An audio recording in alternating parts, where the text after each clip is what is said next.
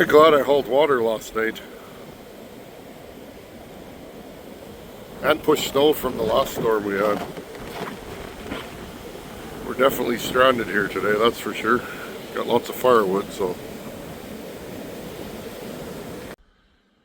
It's nighttime now, it's about 10 o'clock at night, and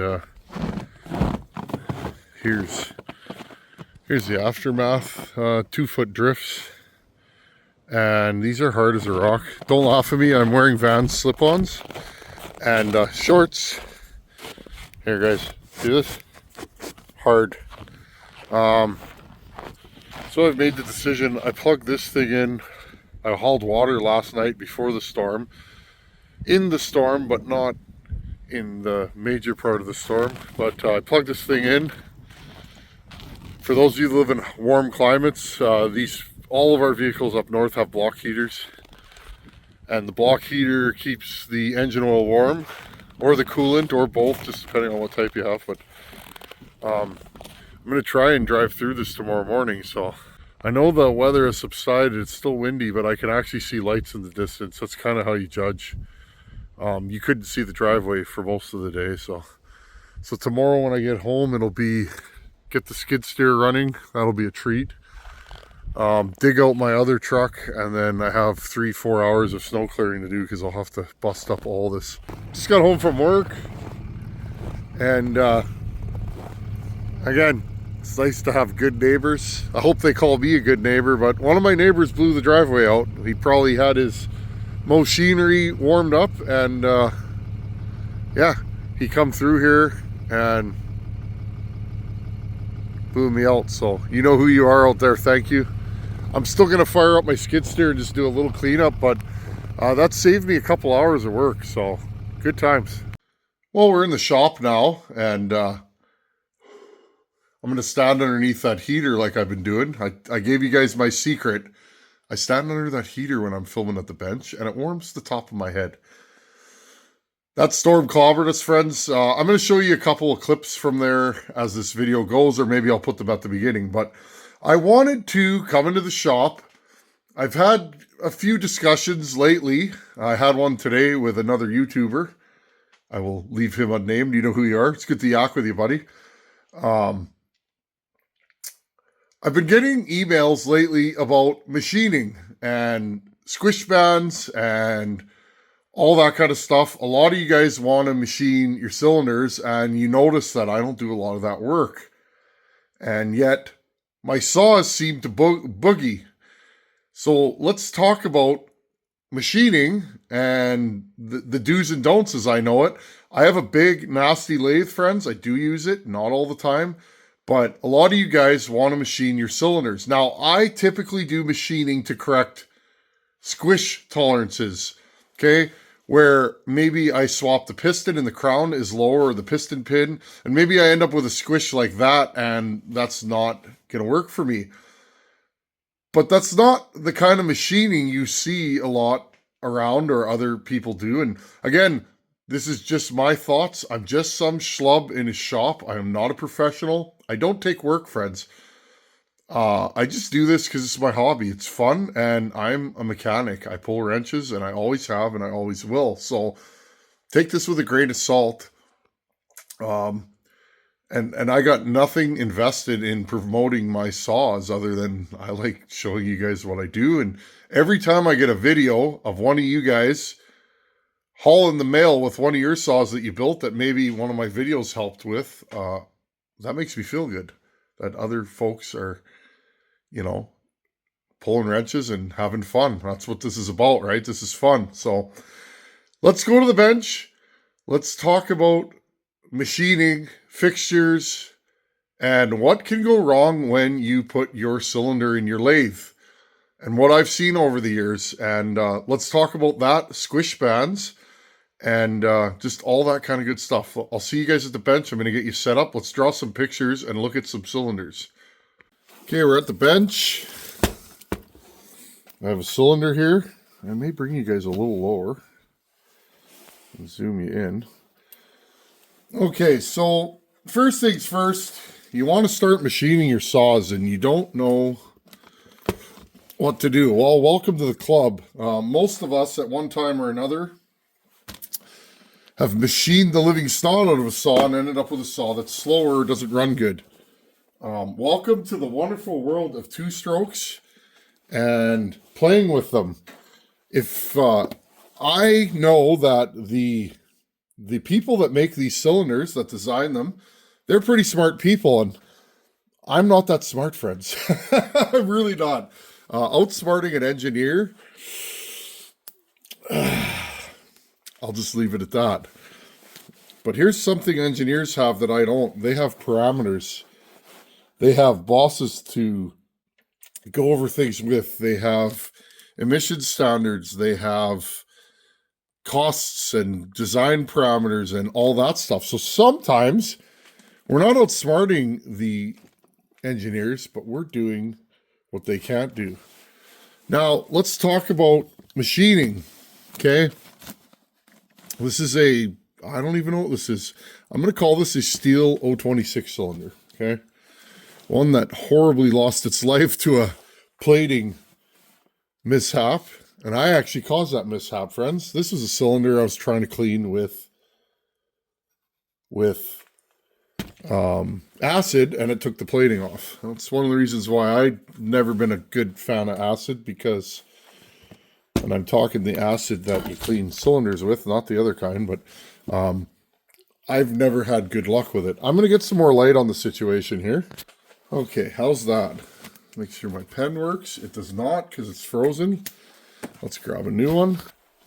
Okay, so I've had a lot of emails lately about machine work. I'm not sure where they're coming from, but I can always assume maybe somebody's posting about it on their channel or what have you. I don't watch a ton of content these days, so I'm not in the know of what's going on out there. I watch a couple of my buddies' channels, and that's that for this guy. Just no time. So, this isn't a commentary on what anybody else is doing. A lot of guys do things backwards or sideways for me, and their saws run good. So, this is what I know, or what I think I know, friends, and I might be wrong, but this is what I've experienced. I've been porting now for 7 years. So not the longest, not the shortest. I've been working on saws for 9 or 10. Been pulling wrenches my whole life, but that's another story. So, when you're talking cutting squish bands, okay, friends, this area in here, I'll just put an arrow on it. That is your squish band, okay? And the idea is when the piston goes up, you notice the pistons are flat. It goes up, it pushes that compression, that fuel and air, everything that's over top of the exhaust port into this little combustion chamber. That's where you get your compression from, right? You're pushing all this volume into that little space. Okay, and it's a timed event. At the right time, the spark plug fires under compression, and it goes bang, and down she comes. Pretty simple stuff, right? Now, what you guys see going on a lot is guys will go in and they'll cut this. Okay, and they go in and they cut this higher. Okay, now I'm just going to use my marker. I'm going to cut it higher. Okay, you guys see? Now, when you cut that higher, you're limiting, or you're removing material from the combustion chamber. You're making the combustion chamber smaller. And with that, you will then go, and this is kind of where this conversation started, you will go on the bottom and you will cut the base, right? If you cut it, that high there, then you're cutting it this much off the base. Okay, guys, are you following me? That drops your cylinder, gets your piston into alignment, right? And by alignment, I mean drops your squish down, keeps everything tight. Now, what people are asking me is why I don't do this. And there's a couple reasons why I don't do this. One, I don't care for high compression builds at all. Not even a little bit. Never have. I've built quite a few of them. The reason for me is it's cold here in the winter, and I have no interest in trying to start A high compression saw. A saw with 150 to 170 pounds of compression is hard enough to start here. So that's number one. Number two, I don't like high compression saws in the heat. I find they run kind of warm. I find they can be very hard to restart. So, and again, not a shot at anybody else. Everybody, you build your saw for you. Whatever you like building, have at her. It gets very hot here in the summer and it gets very cold here in the winter. I'm in a very weird spot on this earth. I know that. So that's why I'm not into it. So that's number one. Number two, you see a lot, guys will go in here and they'll cut this flat. Okay. Cutting this flat. Okay. Notice if you cut this, if you went real deep like that, and I'm exaggerating it, you're actually making, let's measure the stock squish here. Okay. Let's zero this out. Okay. Your stock squish area on this cylinder, and this is just a rough guesstimate, is about 0.2 of an inch. Okay. So times that by 2, 0.24, 0.25. So times that by 2, okay, we'll say, so times that by 2 would be 0.48 of an inch. Okay, now let's measure this bore, just roughly here. This bore is 1.73, okay? So the squish band is quite a bit, quite large when you compare it to the bore on this saw. Now, okay, if we cut this up that far, and you see some guys will do some pretty big squish band cuts. And again, friends, I'm not talking about anybody in particular, not my style. Okay. Well, that squish band now became 0.39 if we cut it way up there, okay? So, and this, I don't want to get into a squish band science, but you guys asked, so. The whole idea, friends, is I'm going to draw a cylinder and a combustion chamber, okay? The whole idea is when the piston, here's your piston, is traveling up, it pushes everything from the edge and squeezes it into the combustion chamber. Okay, does that make sense? Now, if you make this wider, this is a timed event, friends, and think about it. 13,000 RPM, say you have a saw that's cutting at 10,000 RPM in the cut. This has to be pushed from here to there in that blink of an eye. Now, what happens is if you cut the squish band wider, it takes longer for this fuel and air to get into the combustion chamber. Okay, so general theory, I read some notebooks today and some theory books, and what the books say, friends, okay, what the books say, a wider squish band, better for low RPM power, okay? A narrower squish band is better for high RPM power, okay? There is math that you can do to calculate your squish band based on your RPM and other things. I'll let you find that down your own rabbit hole. But I don't cut squish bands generally. And the reason why is I think what the factory gave me is more than good enough for work saw. Now remember, friends, I do not build race saws. Also, and this is a highly contested subject, but as compression, and I'm just going to go comp, as comp rises, RPM potential lowers, okay? Compression slows down a two-stroke. Some guys, there's arguments about this online, and again, friends, this is just what I've experienced, okay?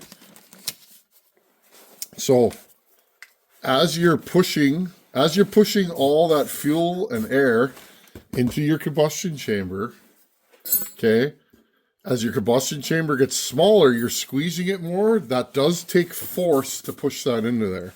And also, the longer this gets, the longer it takes. Okay, that's called squish velocity. Again, I'm not that nerdy, friends. I'm not that scientific. I don't go down these rabbit holes. Okay, I tend to leave my squish bands stock.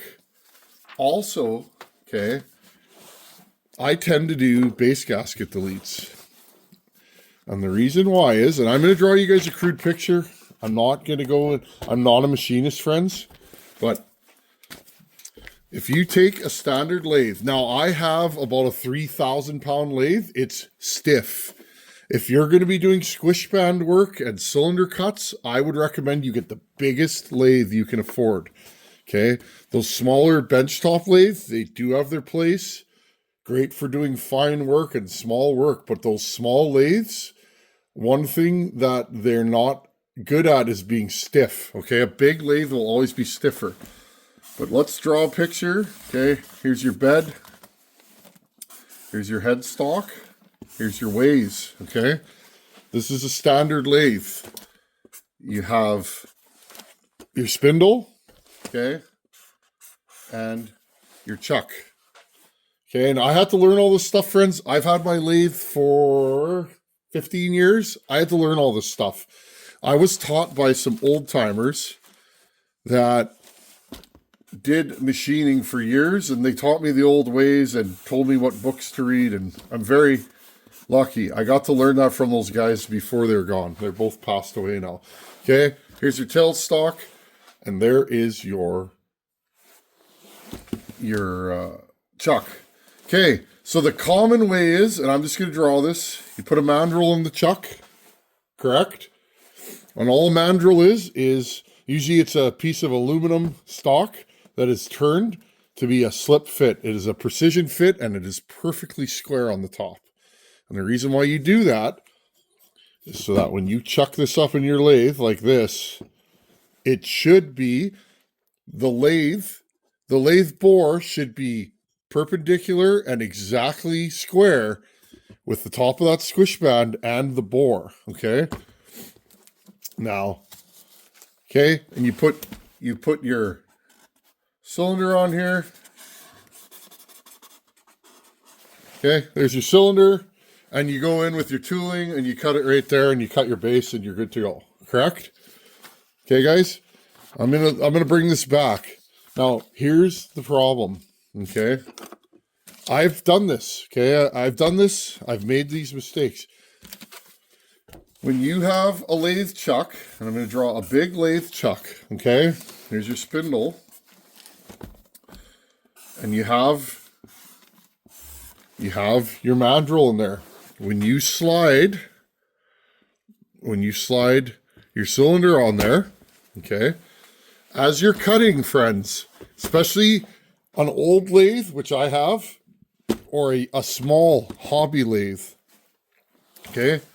That's why you see the guys that do professional lathe work, like the guys that are pounding out saws, notice they have a giant lathe. Is that because they can't do it with a small lathe? You can do good work with a small lathe, but it's way harder. The difference is, friends, so you have this mandrel, and let's say it's that long, okay?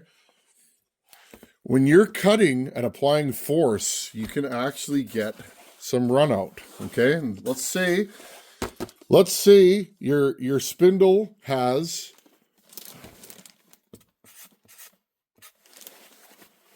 let's just say it has 1,000th of play, okay? Let's say it has 1/10,000th of play at the spindle, okay? My lathe, last time I measured it, and this was years ago, it was, well, let's just use my lathe. It was about a half. Okay.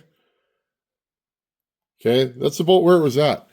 Now, if this is moving, okay, look at my pen. Look at my pen. Okay. I move this just a hair at the bottom, and look what happens at the top. A little bit of play in this end, and these numbers are just out of my head. This little bit of play here over an 8-inch span. Okay. Even if you apply force with your tailstock, okay, you put your tailstock there and a live center, which is how I've done it in the past. Even if you apply tension with your tailstock, and lock your tailstock down, you will still get a little bit of movement in your tailstock.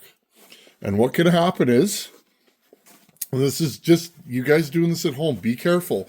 What can happen is, as you're cutting this, it can move. And what you end up with, I'll draw you guys one more picture, okay? And you'll have no way of knowing this. You won't be able to measure this unless you have precision measuring tools.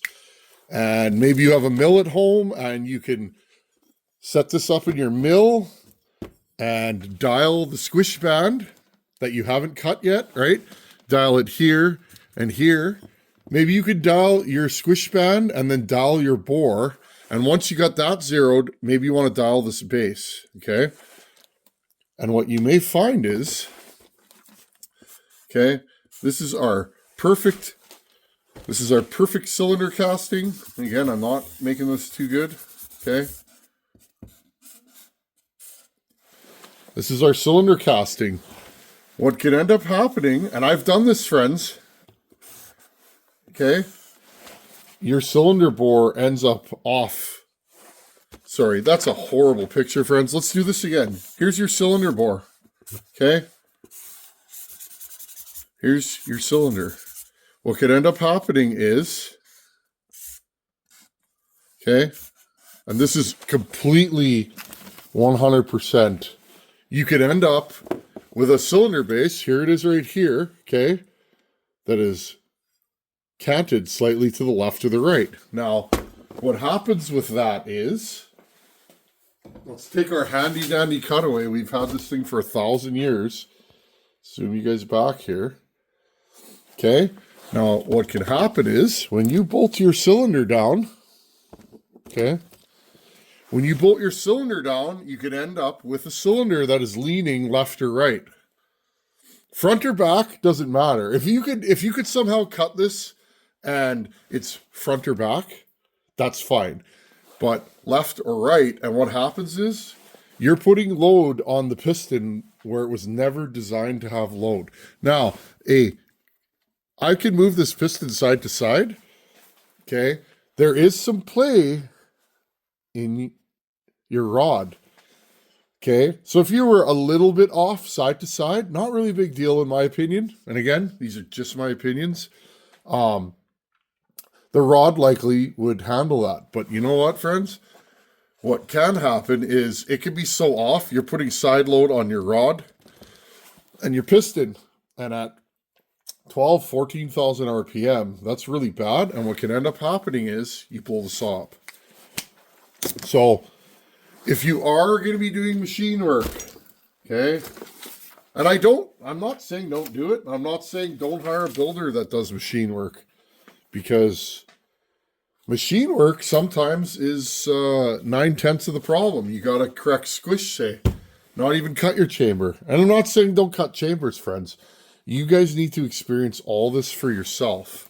But what I'm saying is, if you don't know what you're doing, and even if you do, friends, if you don't have all of this zeroed out and the right arbor and it fits perfectly and your headstock is nice and tight and your tailstock's attached, if you don't have everything straight as an arrow, you may end up cutting your cylinder crooked.